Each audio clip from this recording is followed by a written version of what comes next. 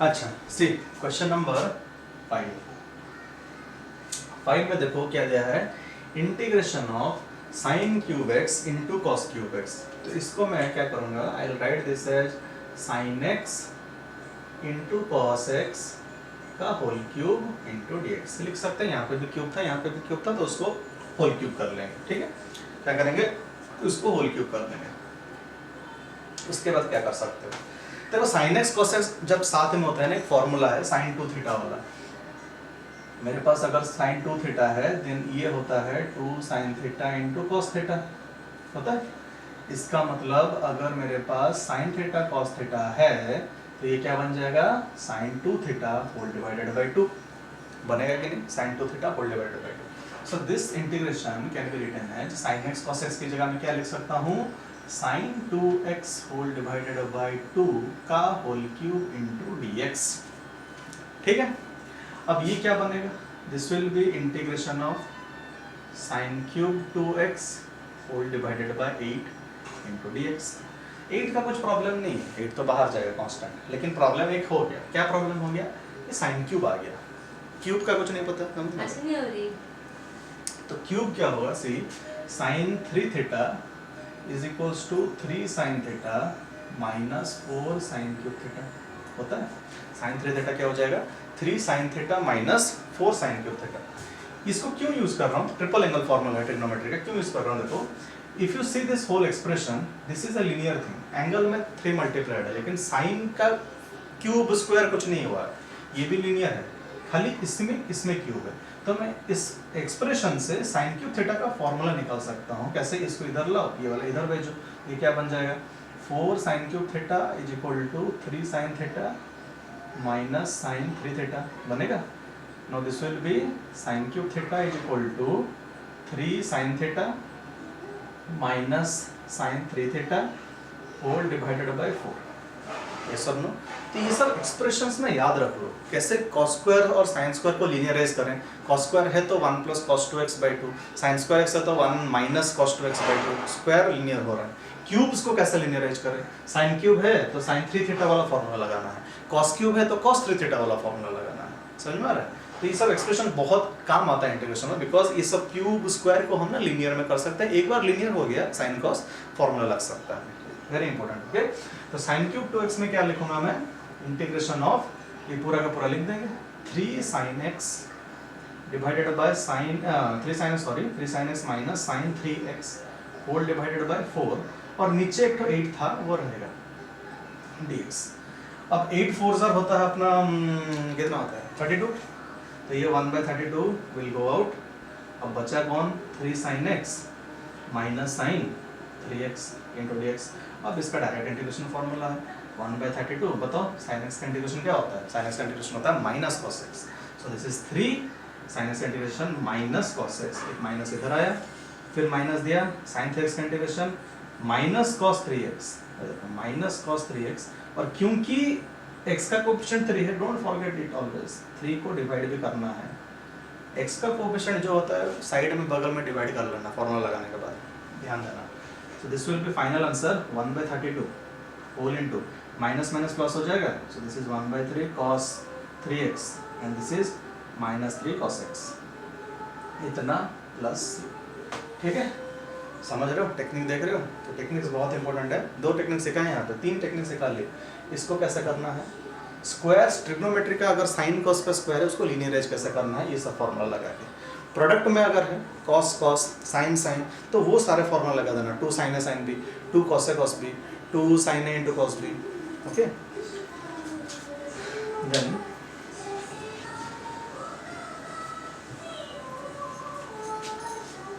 ये पढ़ाई इंटरेस्ट नउची कि नहीं, नहीं थला मजरे पर कल।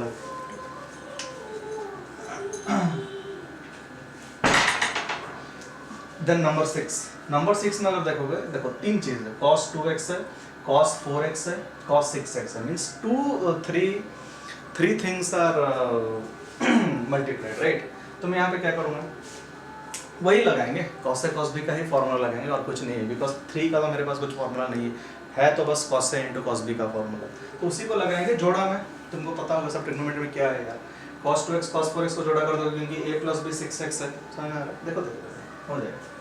सी आई हैव इंटीग्रेशन ऑफ ये पूरा का पूरा cos 2x है, cos 4x है और अपना cos 6x है dx।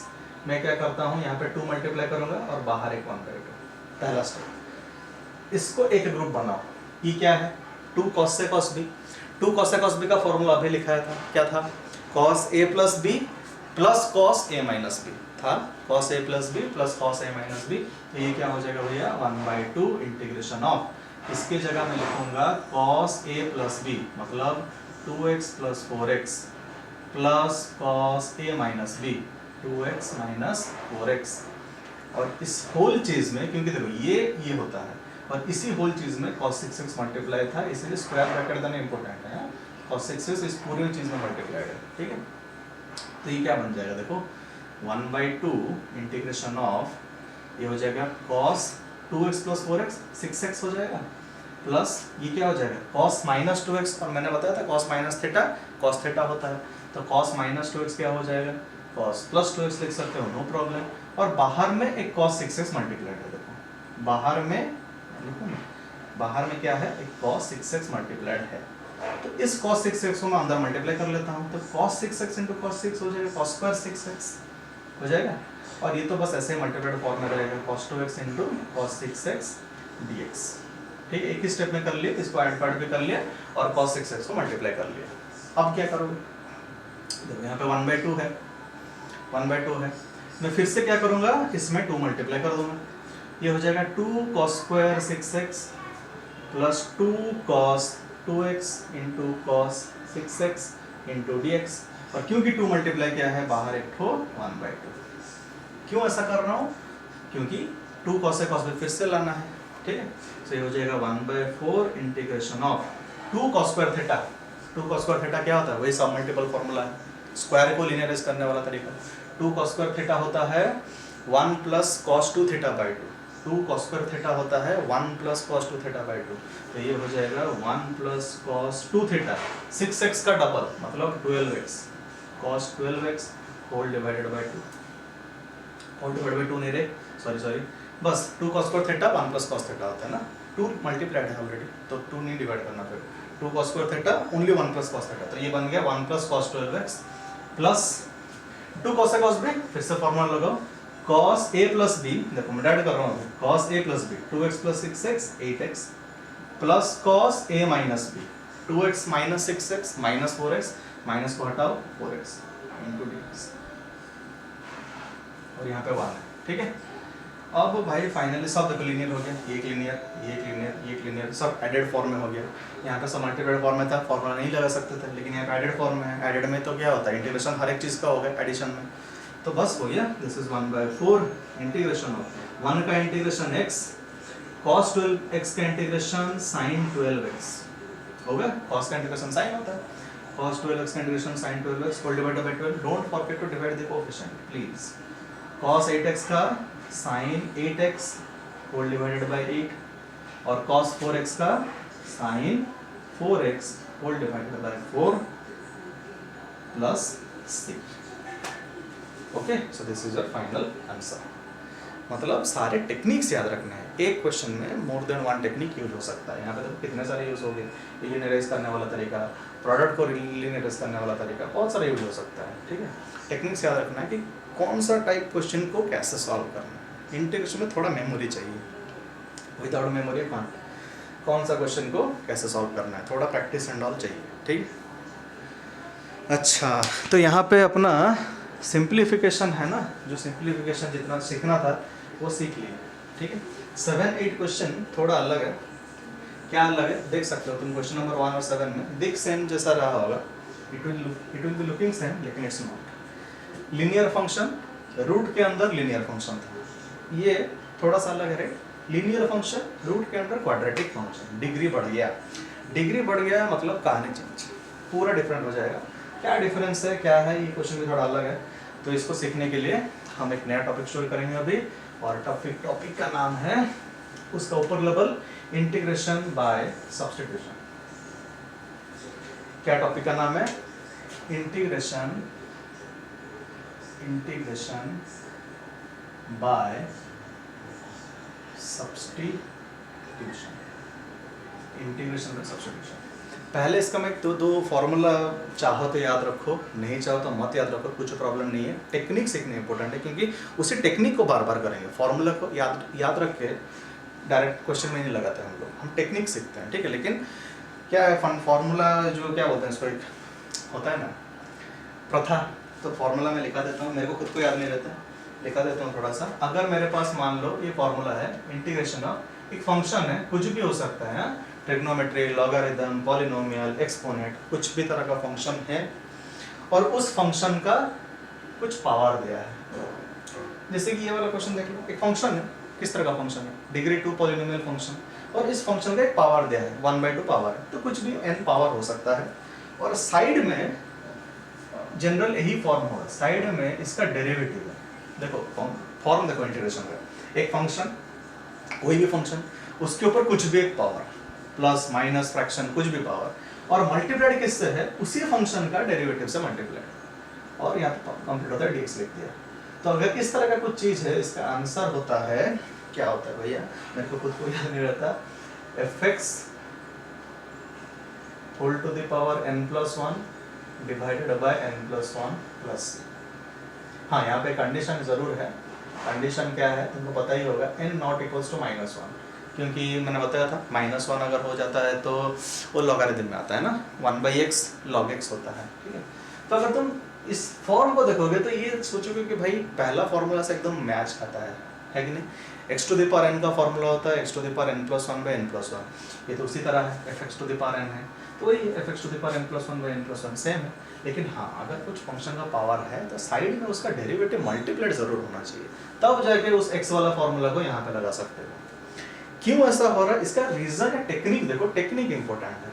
तुमको मान लो कि कोई भी इस तरह का फंक्शन दिखा, ठीक है, कोई भी इस तरह का फंक्शन दिखा, तो मैं क्या करूंगा, ये वाला चीज ऐसा क्यों बना, इसका रीजन देखो। प्रूफ हम क्या करते हैं, अगर तुम्हारे पास हमेशा हर चीज में, इसको इंटीग्रेशन में याद रख लेना, अगर हमारे पास एक फंक्शन है, फंक्शन का कुछ भी पावर कुछ भी हो सकता है, मान लो अंदर फंक्शन है, पावर के अंदर फंक्शन है, और उस फंक्शन का डेरिवेटिव तुमको इंटीग्रेशन में दिख रहा है, फंक्शन है और उसका डेरिवेटिव दिख रहा है, तो तुम्हारा पहला स्टेप है सब्स्टिट्यूशन मेथड में, तुम फंक्शन को t ले लो, या फिर कोई भी तुम्हारा मर्जी का वेरिएबल p, z, x तो नहीं ले सकते, x तो यहाँ पे है, y, जो तुम्हारी मर्जी, उस वेरिएबल ले लो। मतलब मैं पहला स्टेप क्या है, लेट t = fx। फिर से बता रहा हूँ, फंक्शन होगा, फंक्शन के ऊपर कुछ भी पावर हो सकता है, वो प्रॉब्लम नहीं है, और फंक्शन के साइड में उसका डेरिवेटिव जरूर होगा। अगर इस तरह का चीज है तो तुम उस फंक्शन को, डेरिवेटिव को नहीं, फंक्शन को t ले लो, ले लिया पहला स्टेप। दूसरा स्टेप में क्या है, इसको डिफरेंशिएट करो बोथ साइड्स। कैसे, differentiating with respect to x, क्योंकि फंक्शन ऑफ x है ना, तो उसको with respect to x differentiate कर लो। अब t का differentiation with respect to x क्या लिखेंगे, dt/dx। Differentiation of y with respect to x dy/dx होता है। Differentiation of t with respect to x क्या हो जाएगा, dt/dx। और fx का डिफरेंशिएशन को हम लोग लिखते हैं f'(x), ये तो प्रथा है। fx का इंटीग्रेशन क्या लिखते हैं, मतलब टेक्निक क्या है, मतलब शो करने का टेक्निक क्या है, fx का डेरिवेटिव f'(x) होता है। अगर ऐसा है, इससे ना तुम इस एक्सप्रेशन से dx का वैल्यू निकाल लो। dx का वैल्यू क्या हो जाएगा, dx will be equal to dt by f'(x)। समझ में क्या हो जाएगा, dx का वैल्यू क्या हो गया, dt by f'(x)। इतना कर लिया, अब वापस इंटीग्रेशन में चलते हैं। अब देखो इंटीग्रेशन में क्या हो जाएगा, see this will be fx whole to the power n, ठीक है, fx whole to the power n into क्या है, f'(x) इनटू क्या है, dx, हाँ यहाँ पे इनटू क्या है, dx है। तो dx की जगह मैं इसको सब्स्टिट्यूट करूंगा, dt by f'(x), ठीक है। फायदा क्या हुआ, इस f'(x) को इस f'(x) ने काट लिया।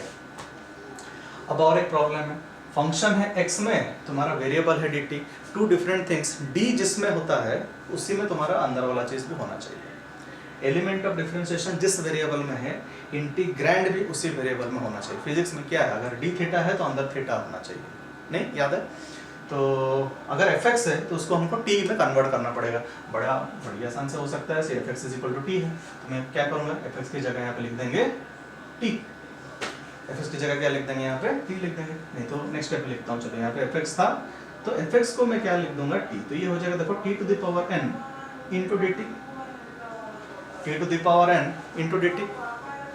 तो ये तो भाई सिंपल हो गया ना, जैसे कि अपना सिंपल सिंगल वाला फॉर्मूला क्या था, x to the power n into d x का formula x to the power n plus one by n plus one था कि नहीं।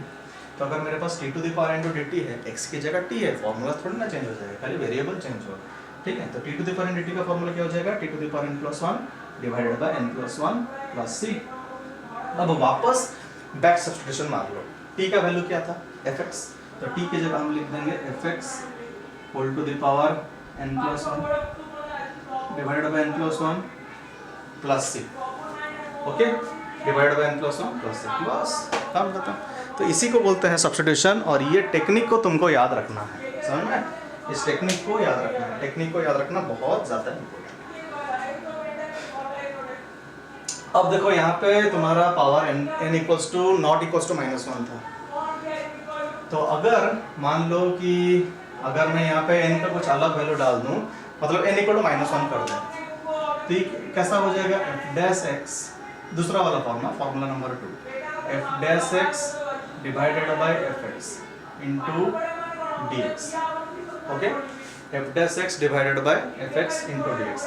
तो इसका फॉर्मूला क्या हो जाएगा, इसका फॉर्मूला हो जाएगा directly ln mod f x plus c, ln mod f x plus c. क्यों, अब तुमको पता है अगर x to the power n होता है तो x to the power n plus one divided by n plus one होता है, और अगर 1 बाई x है तो उसका डिफरेंशिएशन क्या होगा, ln x होता है, सॉरी 1 बाई x है तो इसका इंटीग्रेशन क्या होता है, ln x होता है। तो यहाँ पे मेरे पास 1 बाई fx है तो इसका इंटीग्रेशन क्या हो जाएगा, ln fx।